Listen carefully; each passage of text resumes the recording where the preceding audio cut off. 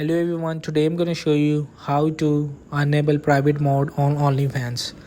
I just tap on my Safari browser and log into my account.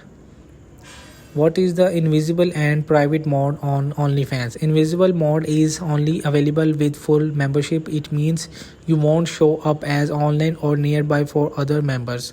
They'll still be able to see you on the wall or in searches or message.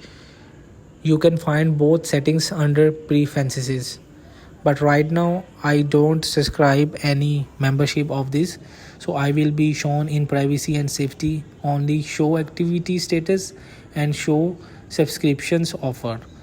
So if you want to use it privately, the first step is to buy a subscription and member with this application. So hope this video help you. Please don't forget to like and subscribe and get notified for more videos.